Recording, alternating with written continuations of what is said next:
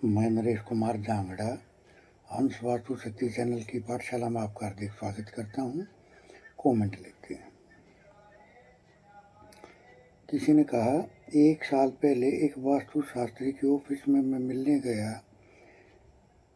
काफ़ी बातें होने के बाद उन्होंने भी कहा था कि एक वास्तु शास्त्री के पास उसके खुद के पुण्य होने चाहिए तो ही क्लाइंट को बेनिफिट मिलता है।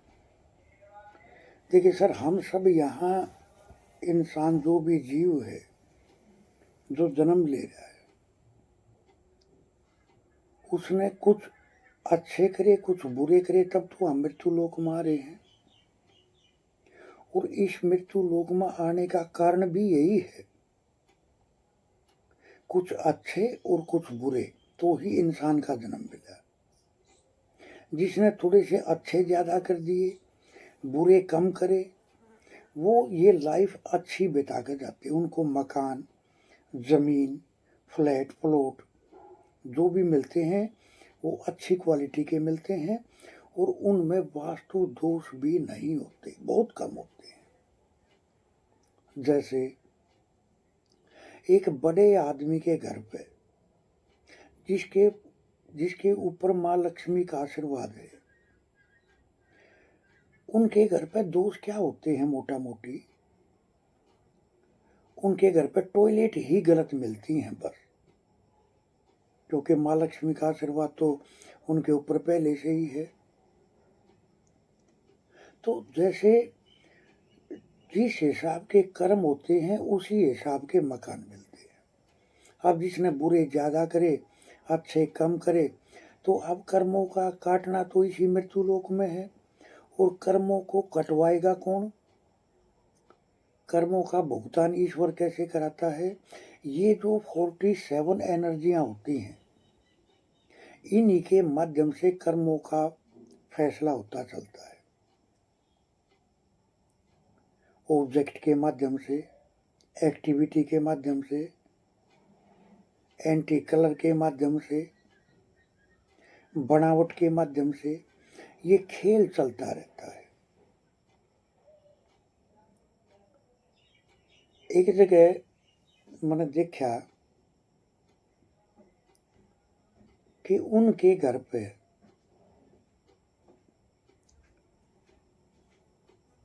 औरतों को लेकर, यानी सास बहू को लेकर दिक्कत थी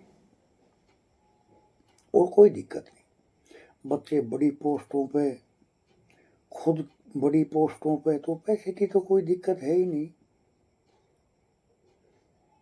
तो मैंने देखा, उनके नेचर को पहचाना, पहले डिटेलिंग करी मैंने उनसे। सर, आपका स्वभाव क्या है, आप करते क्या हो? तो बातों में उनकी जो मैसेज थी उन्होंने मेरे को बताया कि सर ये इस तरह के हैं इनके विचार कि कोई भी अगर दरवाजे पर आ गया तो ये खाना खाए बगैर उसको जाने नहीं देते, और आज तक कभी किसी को गलत गाइड नहीं करा,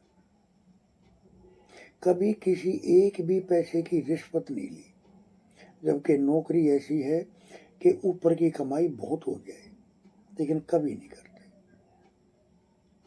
तो खैर नक्शा तैयार होया, हमने देखा उनका मेन गेट बहुत अच्छी जगह पे, उनके नाम के हिसाब से उस मकान की दिशा बहुत अच्छी, हर चीज बहुत अच्छी।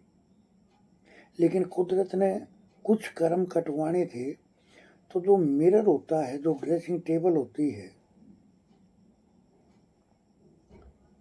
वो गलत रखी थी। जब हमने देखा तो हमने उनकी ड्रेसिंग टेबल के नीचे उस तत्व के हिसाब से कलर रखवा दिया और एक W1 पे दाल चावल का डब्बा रखवा दिया। सर, इतने मैजिकल रिजल्ट मिले कि जो वो सास बहू का जो झगड़ा था, वो जो बहू थी वो अपनी सास के पैर छूने लगी, उससे पूछे बगैर कोई काम नहीं करती अब। तो मेरा कहने का भाव क्या है, ये सारी की सारी चीजें कर्मों के बेस से ही मिलती है। अब एक अच्छे वास्तु एक्सपर्ट अगर उनके कर्मों का सिलसिला ठीक होगा तो ही तो वो दूसरे को रिजल्ट दे पाएंगे। उनके खुद के कर्मों की गठरी तो भारी है बुरे कर्मों की, तो दूसरे का क्या भला करेंगे। अब देखो, ये तो है वास्तु विद्या। अब एक साधुवाद होता है, साधु वो कोई वास्तु नहीं करते, कोई ज्योतिष नहीं करते, कर्म अच्छे करते हैं, और वो जिसको आशीर्वाद दे दें वो 100% फलीभूत हो जाता है। क्यों? क्योंकि उनके कर्मों का जो सिलसिला है वो बहुत अच्छा है, पॉजिटिव उन्होंने इकट्ठा किया है। तो ऐसे ही एक वास्तु शास्त्री के पुण्य कर्म अच्छे होने बहुत जरूरी होते हैं, और कर्मों का सिलसिला जितना अच्छा चलता है वो अपने क्लाइंट को भी अच्छे रिजल्ट दे सकता है। वास्तु सिर्फ वास्तु नहीं है, वास्तु के पीछे भी बहुत सारी साइंस काम करती है। पहली बात तो एक अच्छे गुरु का मिलना, जो उसको वो पूर्ण ज्ञान दे पाए कि एक्चुअल में ट्रीटमेंट करने के शस्त्र होते क्या है। जब तक आप उन चीजों को नहीं समझोगे तो आप वास्तु कैसे करोगे। और आजकल तो जो चल रहा है, मैं देख रहा हूं, सबसे पहले तो किसी के भी घर पे वास्तु एक्सपर्ट जाता है जो ज्ञान रखता होगा, वो उसके घर का खाएगा पिएगा नहीं। क्यों? कारण क्या है? क्योंकि उनके घर की एनर्जियां उनके खाने के माध्यम से उसके अंदर एंटर कर जाएंगी और उसको उस डिसीजन तक पहुंचने ही नहीं देंगी। जबकि मेरे को भी जब समय मिलता है तो मैं वीडियो देख लेता हूँ, तो बहुत सारे वास्तु एक्सपर्ट बोलते हैं पहले खाना चाय लेते हैं, उसके बाद में फिर वास्तु करते हैं। तो वो कैसे ट्रीटमेंट कर पाएंगे? वास्तु करना इतना आसान नहीं है। ये चीजें आपके अंदर अगर चली गई, अब उनके घर का खाना बनाया है या चाय पी, तो कहीं पानी भी रखा है, कहीं सामान भी रखा है, कहीं अग्नि भी है। वो चीजें जैसे ही वो ग्रहण करेगा उसके अंदर डेवलप हो जाएंगी। और कौन गुंडा बदमाश चाहेगा कि मेरा ठिकाना छूट जाए? वो उसको फाइंड आउट ही नहीं करने देगी। और फिर एक अच्छे वास्तु एक्सपर्ट के पास अपने बचाव के लिए सबसे पहले इंतजाम होना चाहिए। उसको अपनी बॉडी पे, अपने पास में क्या ऐसा लेकर चलना चाहिए जो वहाँ की नेगेटिव एनर्जी उसका ट्रीटमेंट करते वक्त कोई बाधा ना डाल सके। और ये हम अपने कोर्सों में बहुत अच्छे से सिखा के चलते हैं। सबसे पहले तो अपना इंतजाम। जब अपना ही इंतजाम नहीं होगा तो वास्तु क्या खाक करेगा बंदा। तो सर, एक अच्छे वास्तु एक्सपर्ट को इन चीजों का देखना, सहारा लेना बहुत जरूरी होता है। तो इस तरह से किसी ने लिखा, स्टील का दरवाजा अग्निकोण में लगा सकते हैं। हाँ सर, लगा सकते हैं। अग्निकोण में स्टील क्या है?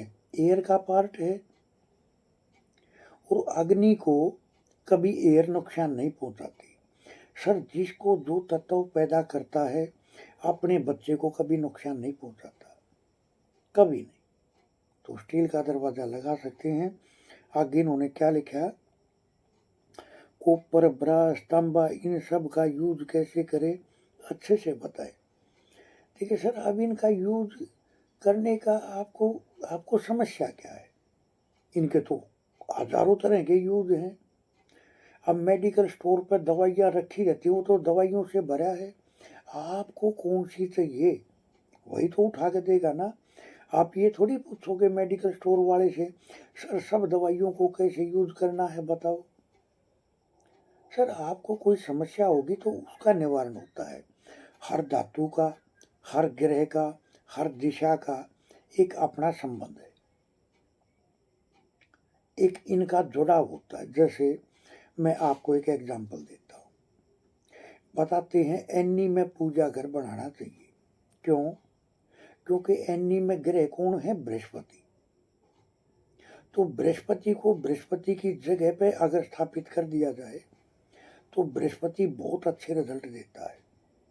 लेकिन अब किसी को नौकरी में काम की दिक्कत आ रही है, कर्म को लेकर दिक्कत आ रही है, तो हमें पूजा घर कहाँ लेकर जाना चाहिए?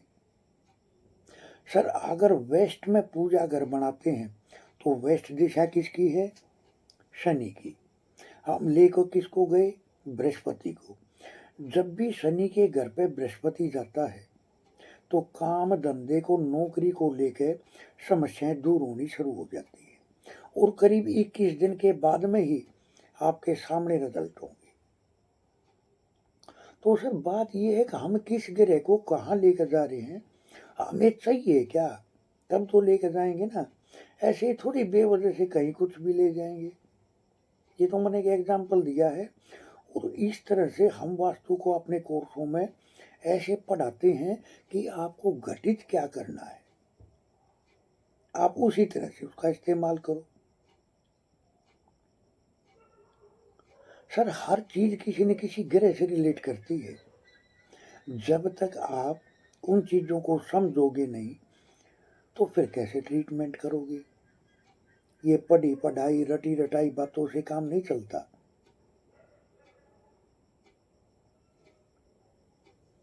तो सर, देखना बहुत कुछ होता है। अब दरवाजे के सामने बहुत सारे लोग स्वास्तिक बना देते हैं, बहुत सारे लोग तो बंदरवाड़ बना लगा कर टांग देते हैं और उतरते ही नहीं।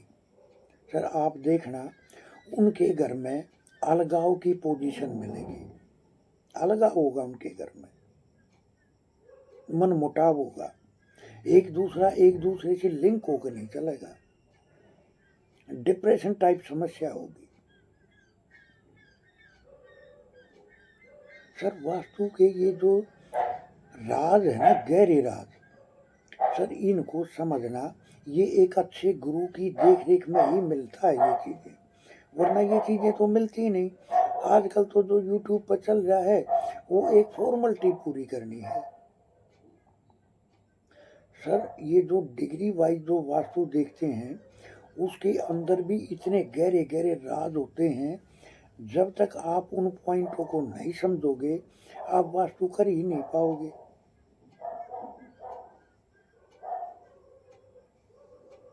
अब एक तरफ किचन है, एक तरफ सीढ़ियां है या बेडरूम है और बीच में स्टोर है।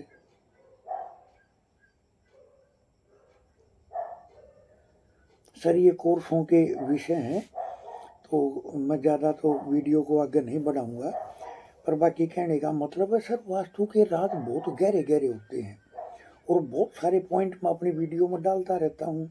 जैसे मैंने आपको अभी बताया, अगर काम को, रोजगार को लेके दिक्कत है तो आप अपने वेस्ट में पूजा घर बनाओ, आप देखोगे 21 दिन के बाद में वो चीजें आपके सामने घटित हो जाएंगी। कितना आसान है वास्तु।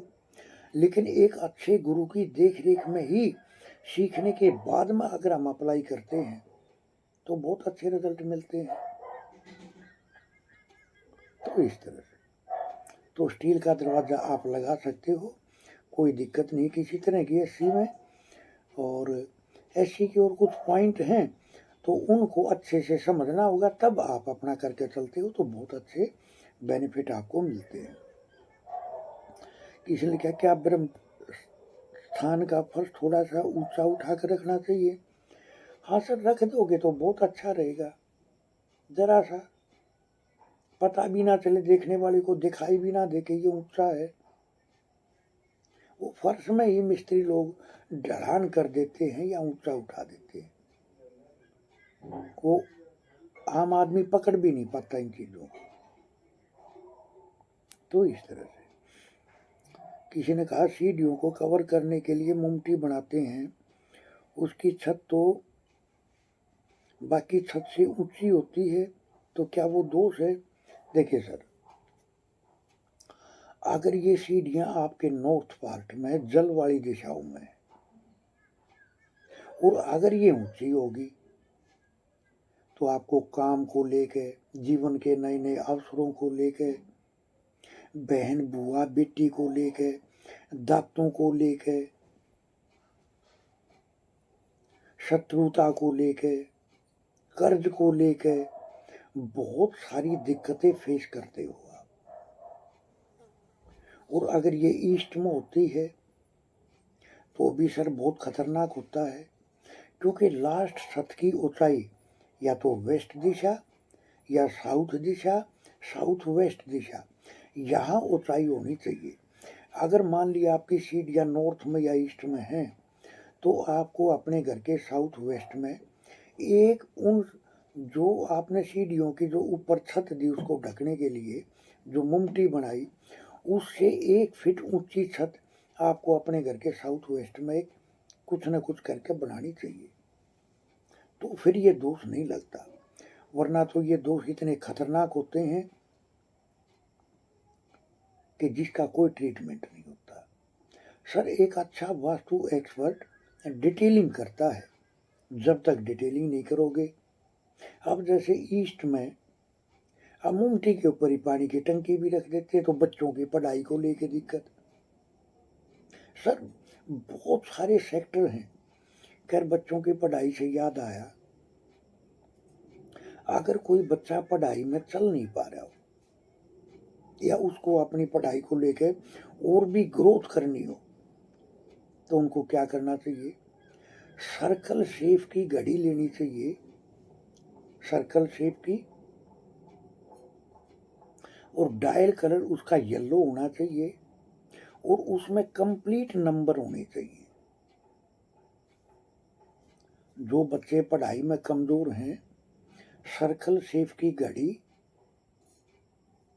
उसका डायल का कलर येलो होना चाहिए और उसमें 1 से लेकर 12 तक के कंप्लीट अक्षर होने बहुत जरूरी है। सर एक्चुअल में पहले तो ये समझो घड़ी है क्या?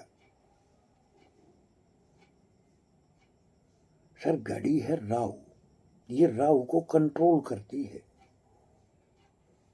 राहु के पावरफुल बनाती है पॉजिटिव वे में। और ब्रांड क्या है? शुक्र, महंगी चीज है। अगर महंगी घड़ी पहनता है कोई भी नौकरी करने वाला, बिजनेस करने वाला, तो सर उसकी तरक्की होती चली जाती है। आप ये देखना, ये ऐवे ही नहीं पहनते, ये बड़े बड़े लोग जो डायमंड की घड़ियां पहनते हैं, ब्रांडेड घड़ियां पहनते हैं, क्या उनके पास किसी चीज की कमी है? आप कोई बोले जी हम ब्रांडेड कैसे खरीदें, तो सर एक तो चीज होती है 50 रुपए की, 100 रुपए की घड़ी ले आए, तो उससे एक महंगी घड़ी होनी चाहिए ना, अपनी कैपेसिटी के हिसाब से आप महंगी लो तो आप और तरक्की करोगे, फिर और महंगी लो और तरक्की करोगे। सर घड़ी तो एक ऐसा माध्यम है, ये आपके घर के पूरे वास्तु को शो कर देती है। घड़ी का भी एक वास्तु होता है, ये हम अपने कोर्सों में बहुत अच्छे से सिखा के चलते हैं। अब डिजिटल घड़ियां, सर आजकल मार्केट में डिजिटल घड़ियां भी आ रही हैं, ये किन को पहननी चाहिए? कोई मार्केटिंग का काम करता हो या कोई ऑनलाइन काम करता हो, जो ऑनलाइन काम करते हैं या मार्केटिंग का काम करते हैं,